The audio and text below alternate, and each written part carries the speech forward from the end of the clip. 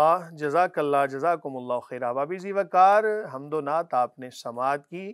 بلا تاخیر پروگرام کے اگلے مرحلے کی جانب بڑھتے ہیں۔ جیسا کہ آپ جانتے ہیں ہمارا اگلا مرحلہ سوالات و جوابات کی نشست پر مشتمل ہوتا ہے۔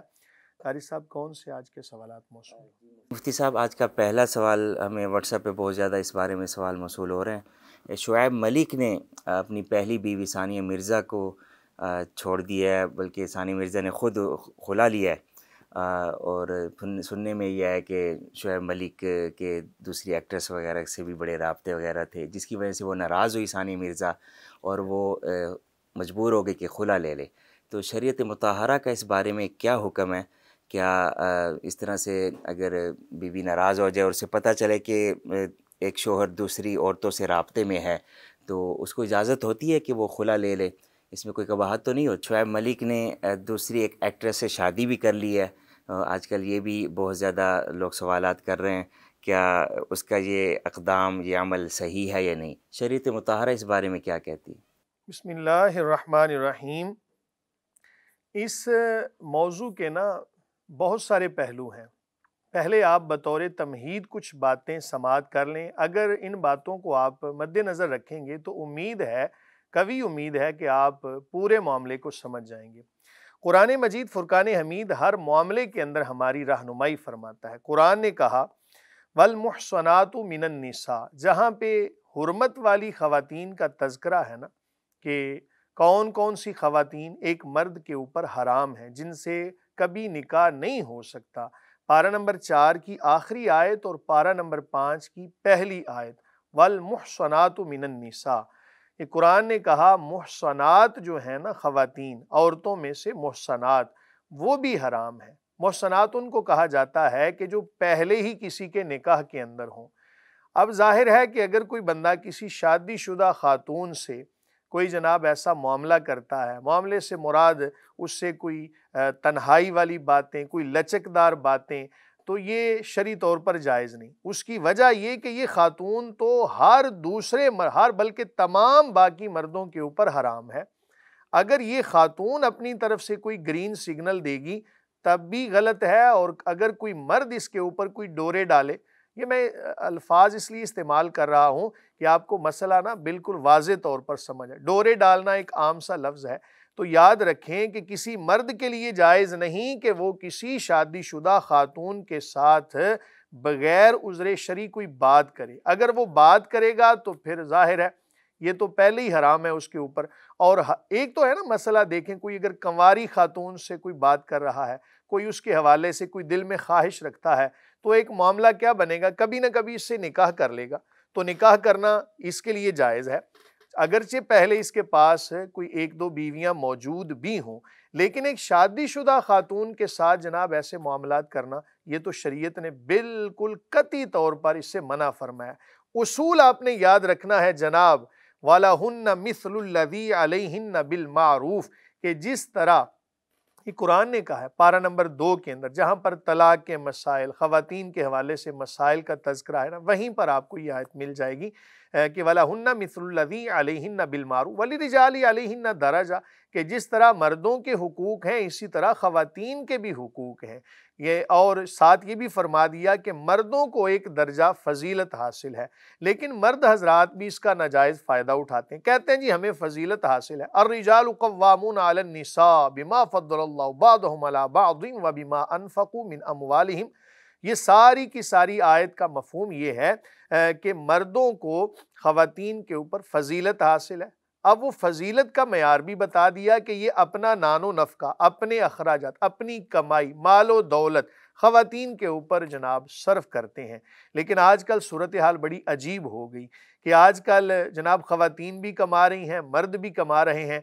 رہی بات یہ کہ اقدام جس نے بھی کیا، شعیب ملک صاحب نے یہ معاملہ کیا یا ثانیہ مرزا صاحبہ نے یا جناب یہ تیسری جو ایکٹریس ہیں، یہ تمام کے تمام معاملات غیر شرعی اس وجہ سے ہوئے کہ جب شادی شدہ ہونے کے باوجود شعیب ملک صاحب نے جناب کسی اور خاتون کے حوالے سے کوئی دل میں خواہش رکھی، اور سب سے بڑھ کے عجیب بات یہ کہ جناب وہ شادی شدہ خاتون ہے، تو 2 گھر جناب برباد کیے، اس کے بعد جا کے تیسرے گھر کو آباد کیا۔ یہ کہاں کی دانش مندی ہے جناب؟ تو اس لیے ہمیں شریعت مطہرہ کے اندر رہ کر معاملات کرنے چاہیے۔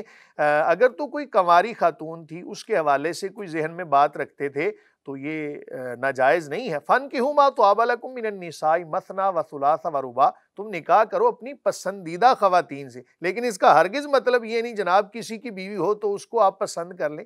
کسی کی بیوی ہے تو اس کی مسکراہٹ سے لے کر تمام تر معاملات اس کے خاوند کے لیے ہیں، اور یہ جو صاحب ہیں یہ بھی شادی شدہ ہیں، تو ان کو بھی چاہیے کہ اپنی مسکراہٹ سے لے کر اپنی باتوں تک، اپنی باتوں سے لے کر تمام تر معاملات تک جناب اپنی بیوی کے لیے مختص کریں۔ پتہ نہیں کیا بات ہے، بڑی عجیب بات ہے، کسی کی جناب کہتے ہیں نا، ایک پنجابی کا ایک مقولہ بھی ہے، کہتے ہیں کہ کسی کی بیوی روئے تو جناب اپنے آپ کو درد ہوتا ہے، اور کسی کی اولاد روئے تو سر میں درد ہوتا ہے۔ اس کے برعکس اپنی اولاد روئے تو دل میں درد ہوتا ہے، اپنی بیوی روئے تو سر میں درد ہوتا ہے۔ تو بھائی شریعت نے کیا ہمیں بتایا ہے کہ تم تمام تر معاملات اپنی ازواج کے ساتھ۔ اب یہاں اس کو ایک اور پہلو سے بھی دیکھا جا سکتا ہے۔ قرآن نے کہا وَعَلَى الْمَوْلُودِ لَهُ رِزْقُهُنَّ وَكِسْوَتُهُنَّ بِالْمَعْرُوفِ، کہ جو خاوند ہے نا، میں مفہوم آپ کے سامنے پیش کر رہا ہوں، جو خاوند ہے نا اس کے ذمہ لازم ہے خاتون کا نان و نفقہ بھی اور اولاد کا نان و نفقہ بھی۔ ہمارے ہاں یہ ہوتا ہے کہ ہم شادی کرنے سے پہلے نا ایک نیت کرتے ہیں، فلاں خاتون سے ہم شادی کر رہے ہیں، اس کی نیت کیا ہے کہ جناب وہ خاتون کمانے والی ہے، وہ بڑی مشہور ہے، تو بھائی جب وہ مشہور ہے تو اس کے تمام تر معاملات بھی آپ کے سامنے ہونے چاہیے۔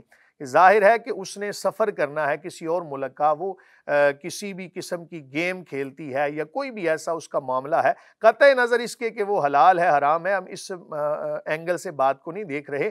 میرا بتانے کا مقصد یہ ہے کہ جب آپ نے کسی خاتون سے نکاح کرنا ہے تو اس کے تمام تر معاملات پہلے دیکھ لیے جائیں کہ کیا اس سے نباہ ہو جائے گا۔ جب آپ نے رضامندی کے ساتھ بڑے احسن طریقے سے نکاح کیا تو آپ کو چاہیے کہ اس نکاح کو حتی الامکان چلائیں۔ ایسا نہیں جناب کہ آپ اپنی بیوی کے جناب بستر کے اوپر موجود ہیں، اس کی فراش کے اوپر ہیں، اس کی جو بھی آپ اس کو نام دے لیں، آپ وہاں پر موجود ہیں اور خیالات کا پرندہ کہیں اور پرواز کر رہا ہے۔ یاد رکھیں کہ جب آپ اپنی بیوی کے پاس ہونے کے باوجود کسی اور خاتون کا سوچیں گے تو ایک طرح سے یہ زنا کے زمرے میں بھی آئے گا، ایک طرح سے یہ واضح طور پر تو نہیں ہوگا، کیوں کہ اس کے جذبات جو ہیں وہ کسی اور خاتون کے لیے ہیں اور بٹھایا اپنی بیوی کو پاس ہے، تو تمام تر معاملات جناب یہ غیر شرعی۔ رہی بات یہ کہ انہوں نے خلا لیا، تو خلا لینا جب رضامندی ہو تو رضامندی کے ساتھ خلا نافذ ہو جاتا ہے۔ خاتون نے کہا کہ جی میں تمہارے ساتھ نہیں رہنا چاہتی، جس طرح کہ ثانیہ مرزا صاحبہ کے حوالے سے آیا کہ انہوں نے جب دیکھے معاملات کے سر سے پانی گزر چکا ہے تو عافیت اسی میں سمجھی، انہوں نے خاموشی کے ساتھ خلا لے لیا۔ بڑی اچھی بات ہے، خلا لے سکتی ہیں، لیکن اس خلا کا سبب کیا بنا جناب؟ اب اس کو سوشل میڈیا کے اوپر اور دیگر جگہوں پر بہت سارے عجیب عجیب سوالات کیے جا رہے ہیں۔ جی انہوں نے تو نکاح کیا، بھئی نکاح ٹھیک ہے، اچھی بات ہے، نکاح کرو، لیکن کن سے نکاح کرو یہ بھی تو مد نظر رکھو نا۔ دو گھر خراب کر کے ایک گھر آباد کرنا یہ کہاں کی دانش مندی ہے؟